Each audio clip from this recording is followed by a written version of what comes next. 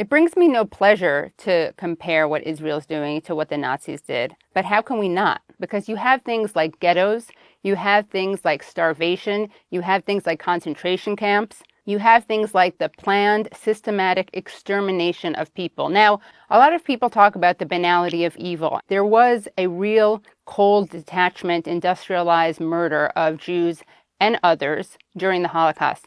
What's so disturbing about what Israel is doing and the IDF is doing is that they are doing it with glee.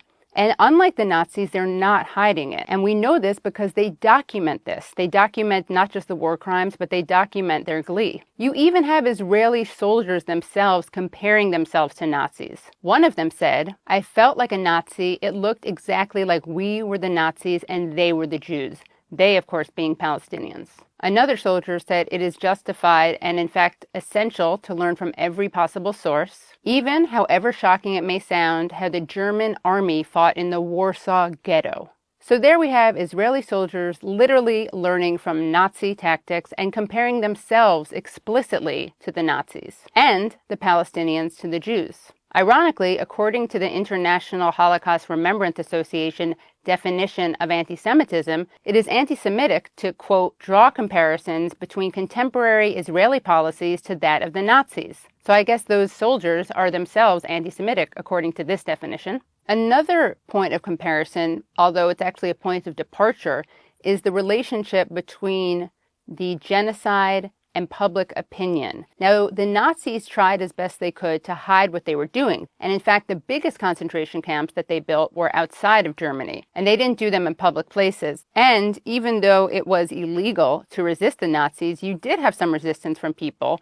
who were fighting against what the Nazis were doing within Germany. In Israel, however, everyone knows what's happening. It's documented by legacy media, it's documented by social media, and yet the vast majority of Israelis think that the government is using either an appropriate amount of force or not enough force against the Palestinians. You even have young people dancing to genocide.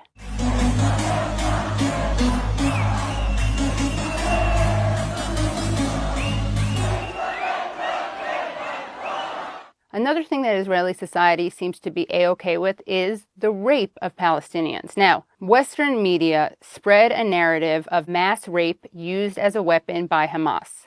Every single so-called witness to rape on October 7th has backtracked. No media, however, has corrected this. But what has the Western media totally ignored, which, ironically enough, the Israeli media has covered?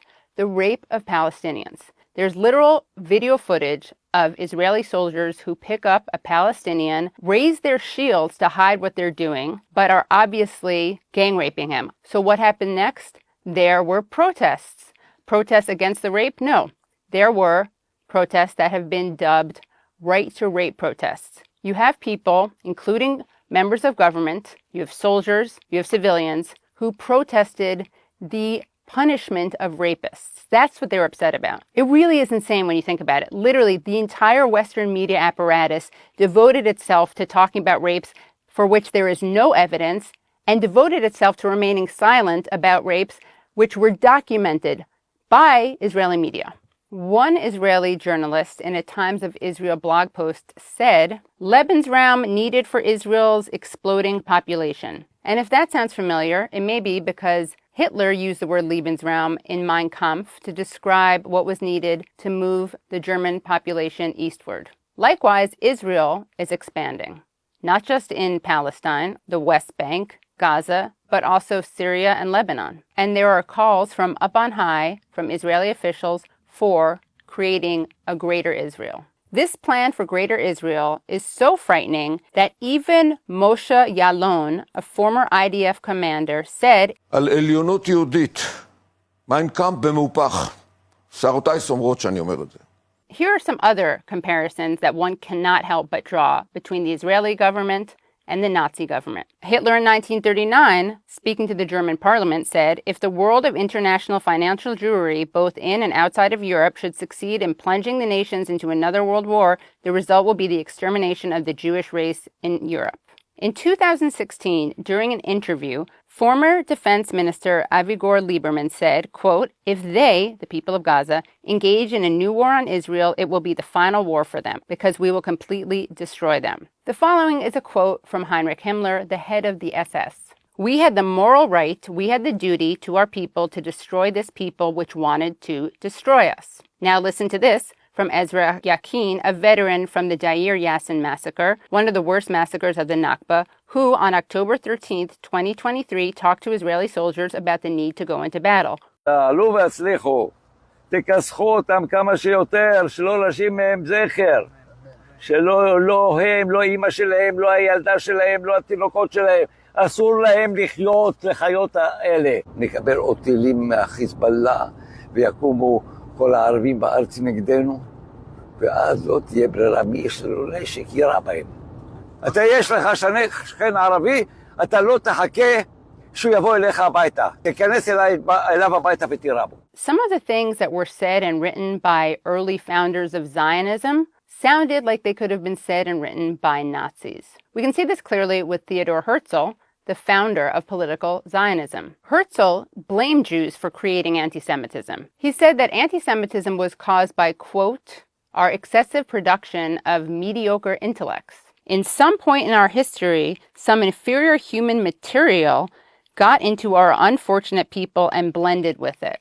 He also said, "We want to let respectable anti-Semites participate in our project being the founding of Israel." He also said, "The anti-Semites will become our most dependable friends. The anti-Semitic countries are allies." Zvi Jabotinsky, the father of revisionist or right-wing Zionism, said, "The Jews are very nasty people, and their neighbors hate them, and they are right." Our starting point is to take the typical Yid of today and to imagine his diametrical opposite. Because the Yid is ugly, sickly, and lacks decorum, we shall endow the ideal image of the Hebrew with masculine beauty. He was also open about the colonial nature of Zionism. "We shall try to spirit the penniless population, Palestinians, across the border by procuring employment for it in the transit countries, while denying it employment in our country. But the process of expropriation and the removal of the poor must be carried out discreetly and circumspectly." Uri Zvi Greenberg, an Israeli poet, journalist, and politician, said, "Those loathsome Jews are vomited out by any healthy collective and states, not because they are Jews, but because of their Jewish repulsiveness." David Ben-Gurion, the first prime minister of Israel, said, "Jews, quote, have no roots. They are rootless cosmopolitans. There can be nothing worse than that. They are sterile Jewish masses living parasitically off of the body of an alien economic body." Lest you think that Israel was founded to save the Jews, listen to this fascinating quote by Ben-Gurion. "If I knew that it was possible to save all the children of Germany by transporting them to England and only half by transferring them to the land of Israel, I would choose the latter." So there you have famous Zionists and Israel's first prime minister, David Ben-Gurion, saying he was willing to let hundreds of thousands of Jewish children die for a national project. Creating a Jewish majority where there was none was obviously going to lead to, at the very least, ethnic cleansing. And when there was resistance, it would lead to massacres and ultimately genocides. And that's what we're seeing today. An Israeli protester said in June 2025, "I want to apologize to the world to be a Jew and Israeli in a country that behaves like Germany, the Nazis at 1940. Israel is now a complete copy of what happened in Germany." I never felt comfortable making comparisons between Nazi Germany and contemporary Israel. But today I find myself unable to remain silent about the similarities.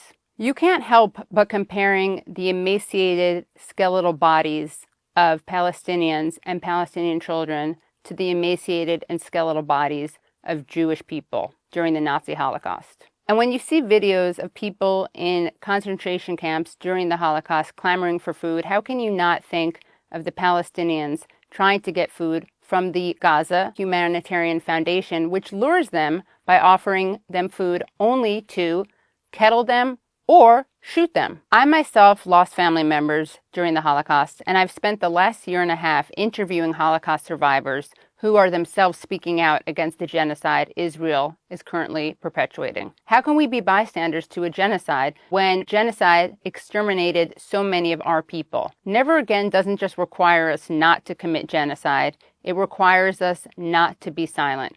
We must speak out. We cannot be silent bystanders. Never again is now. You never hear opinions like these in the mainstream media or on legacy media. Much of legacy media serves as a stenographer for Israel. That's why independent media is so important. So please support places like Double Down News and The Katie Halper Show on Patreon.